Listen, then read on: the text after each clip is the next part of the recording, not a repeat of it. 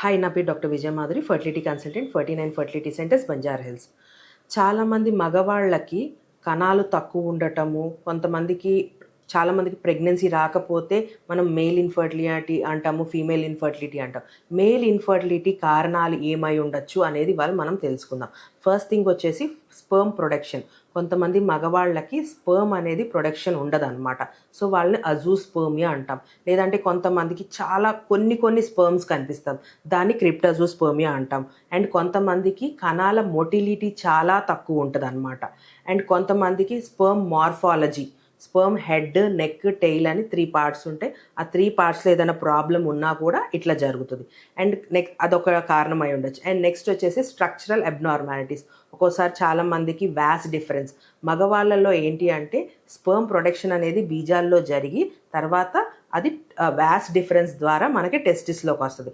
కొంతమందికి ఈ వ్యాస్ డిఫరెన్స్ అనేది ఉండదన్నమాట. దాన్ని సిస్టిక్ ఫైబ్రోసిస్ అనమాట. అది ఫ్యామిలీలో జెనెటిక్ పరంగా కూడా వస్తుంది అనమాట. సో ఇది కూడా ఒక కారణం ఉండొచ్చు మగవాళ్ళలో స్పర్మ్ కణాలు కనపడకుండా ఉండటం అనమాట. ఇంకొకటి అన్డిసెండెడ్ టెస్టిస్. కొంతమందికి టెస్టిస్ అంటే బీజాలు కొంతమందికి కిందకి జారకుండా అవి పైనే ఉండిపోవటం జరుగుతుంది అనమాట. అందువల్ల కూడా ఉండొచ్చు.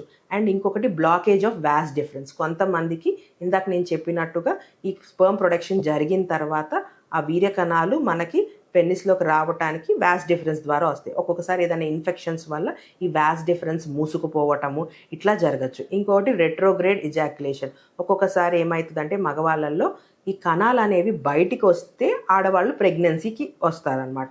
అలా కాకుండా కొంతమంది మగవాళ్ళకి ఈ కణాలు అనేవి వెనక్కి వెళ్ళిపోతూ ఉంటాయి అనమాట. రెట్రోగ్రేడ్ వెళ్ళిపోతాయి. ఒక్కోసారి యూరిన్లో కూడా వస్తాయి జనాలకి. అది కాకుండా ఇంకొకటి హార్మోనల్ ఇంబ్యాలెన్స్.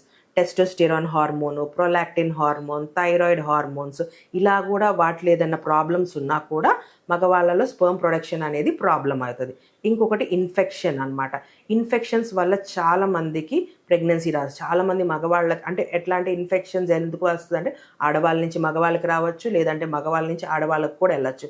సో ఈ ఇన్ఫెక్షన్ అనేది కరెక్ట్ టైంలో మనం ట్రీట్ చేసుకోవచ్చు. కొంతమంది ఏం చేస్తారు అంటే ఓకే మనకి ఇన్ఫెక్షన్ ఉంది, మనం ఒక్కరికే ట్రీట్మెంట్ ఇస్తే అయిపోద్ది కదా అనుకుంటా. అట్లా కాదు.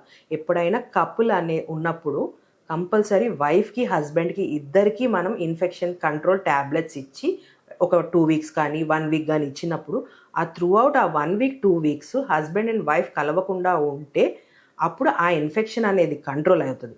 లేదు మనం ఒక పక్కన ట్యాబ్లెట్స్ తీసుకుంటా అండ్ వైఫ్ అండ్ హస్బెండ్ కలుస్తూ ఉంటే ఆ ఇన్ఫెక్షన్ అనేది ఆబ్వియస్గా ఒకరి నుంచి ఒకరికి ట్రాన్స్మిట్ అవుతానే ఉంటుంది అనమాట. సో ఎప్పుడైతే ఇన్ఫెక్షన్ ఉందో ఆ ఇన్ఫెక్షన్ని కంట్రోల్ చేసుకునే పద్ధతి కూడా కరెక్ట్గా చేసుకుంటేనే ఆ ఇన్ఫెక్షన్ తగ్గిద్ది అండ్ ప్రెగ్నెన్సీ వచ్చే ఛాన్సెస్ బెటర్గా ఉంటుంది అనమాట. ఒక్కొక్కసారి ఈ ఆటో ఇమ్యూన్ యాంటీబాడీస్ అనమాట. కొంతమందికి స్పర్మ్ యాంటీబాడీ, ఇప్పుడు స్పర్మ్ అనేది ఉందనుకో దాన్ని చంపటానికి కూడా మన బాడీలో కొంతమందికి యాంటీబాడీస్ ఫామ్ అయి ఉంటాయి అనమాట. సో అది కూడా ఒక కారణం అవ్వచ్చు మనకి స్పర్మ్ ప్రొడక్షన్లో అనమాట. సో అది ఉందా లేదా అనేది కూడా మనం చెక్ చేసుకోవాలి. ఇంకొకటి వచ్చేసి లైఫ్ స్టైల్ మోడిఫికేషన్స్ వల్ల కొంతమంది ఒబెసిటీ ఉన్న వాళ్ళకు కూడా స్పర్మ్ ప్రొడక్షన్ అనేది తగ్గిద్ది. ఎక్కువగా హై స్మోకింగ్ ఉన్నా, ఆల్కహాల్ ఉన్నా, వాళ్ళ ఫుడ్ హ్యాబిట్స్ ప్రాపర్గా లేకపోయినా ఇలాంటి పేషెంట్స్కి కూడా స్పర్మ్ ప్రొడక్షన్ అనేది తగ్గిద్ది అనమాట. సో ఇవి మోస్ట్లీ మెయిన్ కారణాలు. అండ్ జెనెటిక్ కూడా వెరీ వెరీ ఇంపార్టెంట్ అనమాట. ఫ్యామిలీ పరంగా చాలా జెనెటిక్ ప్రాబ్లమ్స్ ఉన్నా కూడా మనకి స్పర్మ్ ప్రొడక్షన్ మగవాళ్ళలో తగ్గే ఛాన్సెస్ ఉంటాయి.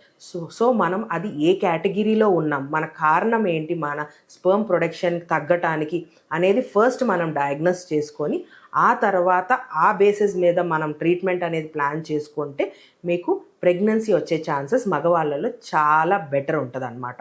సో మీకు ఇంకా దీని మీద ఇంకా ఏమైనా డౌట్స్ ఉన్నా, దీని గురించి ఇంకా క్లియర్గా తెలుసుకోవాలన్నా మీరు డైరెక్ట్గా మా 49 ఫర్టిలిటీ సెంటర్స్కి రావచ్చు.